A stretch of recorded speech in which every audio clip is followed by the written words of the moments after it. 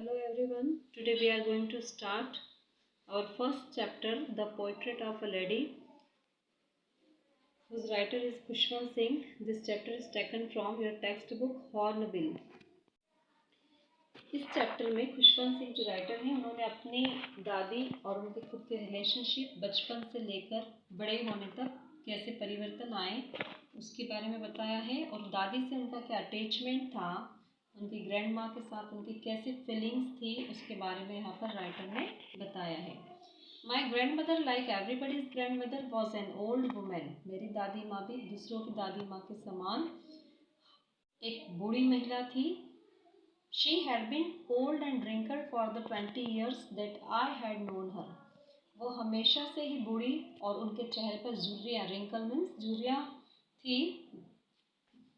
वो 20 सालों से, राइटर जब से उनको जानता था तब से 20 सालों से अपनी दादी माँ को वो इसी रूप में देखता था। People said that she had once been young and pretty and had even had a husband. लोग कहते थे कि वो भी कभी खूबसूरत हुआ करती थी, यंग हुआ करती थी और यहाँ तक कि उनके हस्बैंड भी हुआ करते थे। But that was hard to believe, किंतु इस बात का विश्वास करना काफ़ी मुश्किल था। My grandmother's portrait hung about the mantelpiece in the drawing room. और राइटर के जो दादाजी थे उनका पोर्ट्रेट जो था ड्राइंग रूम में मेंटल पीस के ऊपर लगा था। अब मेंटल पीस का अर्थ होता है ड्राइंग रूम के अंदर ठंड के समय जो अंगीठी जलाई जाती है उसके ऊपर चारों तरफ जो फर्नीचर टेबल की तरह बना हुआ कॉर्नर रहता है, उस कॉर्नर के नीचे वो अंगीठी जलाई जाती है। उस कॉर्नर को जो लकड़ी से बना हुआ होता है उसे मेंटल पीस कहा जाता है। तो राइटर के जो दादाजी थे उनका पोर्ट्रेट ड्राइंग रूम में मेंटल पीस के ऊपर लगा हुआ था। He wore a big turban and loose fitting clothes. वो बड़ी सी पगड़ी और ढीले फिटिंग के कपड़े पहनते थे। His long white beard covered the best part of his chest. उनकी लंबी सफ़ेद दाढ़ी जो है उनके सीने के अधिकांश हिस्से को उसने ढक रखा था। And he looked at least 100 years old. और वो कम से कम 100 साल के दिखाई पड़ते थे। दादाजी की एज 100 साल के लगभग थी। He did not look the sort of person who would have a wife or children.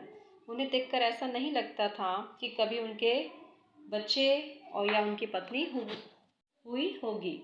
He looked as if he could only have lots and lots of grandchildren. ऐसा लगता था कि उनके पास हमेशा से ही उनके बहुत सारे ग्रैंडचिल्ड्रन रहे होंगे। As for my grandmothers being young and pretty. और जैसा कि As for my grandmothers being young and pretty, the thoughts was almost revolting. और ऐसा विचार कि मेरी दादी कभी यंग और प्रिटी रही होंगी, ऐसा विचार भी मुझे क्या करता था, विद्रोह करने के लिए मजबूर करता था। कहने का अर्थ राइटर को कभी नहीं लगता था कि उसकी दादी खूबसूरत थी और यंग थी। She often told us of the games she used to play as a child. वो अक्सर हमें वह खेल बताया करती थी जिसे वो बचपन में खेला करती थी। That seemed quite absurd and undignified on her part, and we treated it like the fable of the prophet she used to tell us. और उनके द्वारा सुनाई गई कहानियाँ, जितने भी लोक कथाएं फेबल्स वो सुनाती थी, वो संतों की या महापुरुषों की, वो हमेशा से हमें ऐसी लगती थी कि जिसके ऊपर विश्वास न किया जा सके या अकल्पनीय कहानियाँ वो सुनाया करती थी। She had always been short and fat and slightly bent. वो हमेशा से ठिंगनी, मोटी और थोड़ी झुकी हुई थी। Her face was a crisscross of wrinkles running from everywhere to everywhere. उनके चेहरे पर हमेशा क्रिस मतलब एक दूसरे को क्रॉस बनाते हुए रिंकल्स, पूरे चेहरे पर झुर्रियाँ फैली हुई थी जो यहाँ से वहाँ दिखाई पड़ती थी। No, we were certain she had always been, as we had known her, old. और उन्हें हमेशा से ही जैसा मैं जानता था उसी रूप में मैंने उन्हें देखा। Old, so terribly old that she could not have grown older. हमेशा से बूढ़ी और उसके and had stayed at the same age for 20 years. हमेशा से बूढ़ी 20 सालों से, जब से राइटर ने बचपन से लेके बड़े होने तक 20 सालों तक राइटर ने उसके अंदर कोई परिवर्तन नज़र नहीं आया। वो जैसी थी वैसी ही थी, 20 साल पहले भी बूढ़ी थी और 20 साल होते होते भी वो क्या थी, वैसी की वैसे ही थी। She could not never have been pretty, वो कभी खूबसूरत नहीं थी, but she was always beautiful, किंतु वो हमेशा से ब्यूटीफुल थी। अब यहाँ कंट्रावर्सी है प्रिटी और ब्यूटीफुल की। यहाँ पे एक तरफ राइटर कहता है कि वो कभी प्रिटी नहीं थी, प्रिटी से हम लोग आशय लेंगे उनके फिजिकल अपीयरेंस से, कि दिखने में वो कभी सुंदर नहीं थी, मोटी थी, छोटी थी, झुककर चलती थी, चेहरे पर रिंकल थे, किंतु शी वॉज ऑलवेज ब्यूटीफुल, वो हमेशा से ब्यूटीफुल थी। अब यहाँ ब्यूटीफुल से आशय लेंगे हम उनके इनर ब्यूटी से, कि उनका मन कितना निर्मल था, पवित्र था और स्वच्छ था।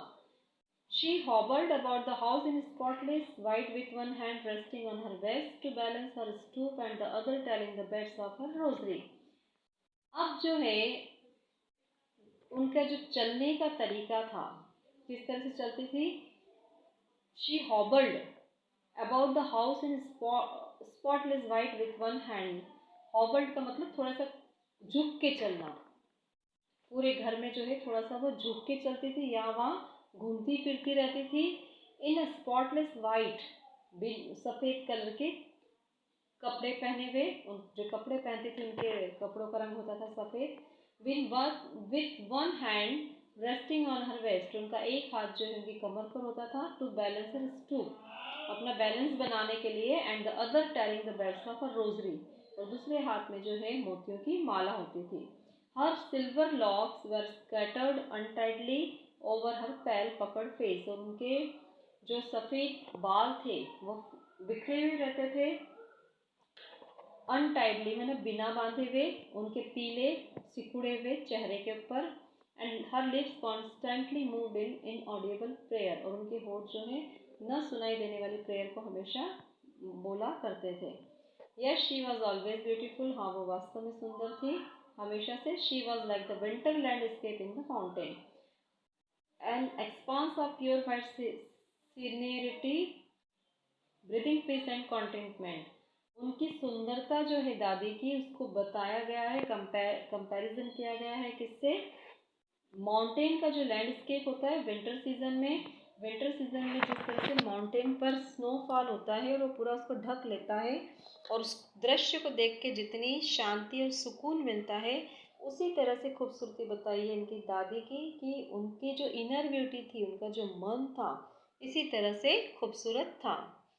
My grand mother and I were good friend, मेरी दादी माँ और मैं जो थे हमेशा से अच्छे दोस्त थे। My parents left me with her when they went to live in the city and we were constantly together, और मेरे पेरेंट्स माता पिता जो है मुझे छोड़कर चले गए थे जब वो शहर में रहने गए थे, और लगातार राइटर और जो उनकी ग्रैंड माँ थी वो साथ में रहे थे। She used to wake me up in the morning and get me ready for school, वो मुझे सुबह उठाया करती थी और स्कूल जाने के लिए तैयार करती थी। She said her morning prayer in A monotonous sing song while she bathed and dressed me in the hope that I would listen and get to know it by heart. वो अक्सर जो है सुबह मुझे मॉर्निंग प्रेयर सुनाया करती थी, उनके जो एक ही तरह का लहजा था उस अंदाज में, ताकि और वो कब सुनाया करती थी, जब वो स्नान करती थी। शी बाथ एंड ड्रेस्ड मी, जब वो राइटर को स्नान कराया करती थी और उसे तैयार किया करती थी। इन द होप, इस उम्मीद में, that I would listen and get to know it by heart, कि मैं उसे सुन लूँगा और उसको अपने हार्ट में उतार लूँगा। कहने का मतलब ये है कि मैं भी उस प्रेयर को सीख जाऊँगा।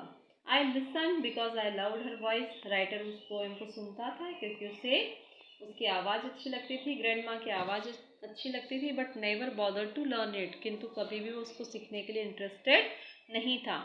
Then she would fetch my wooden slate which she had already washed and plastered with yellow chalk and tiny earthen ink pot and a red pen.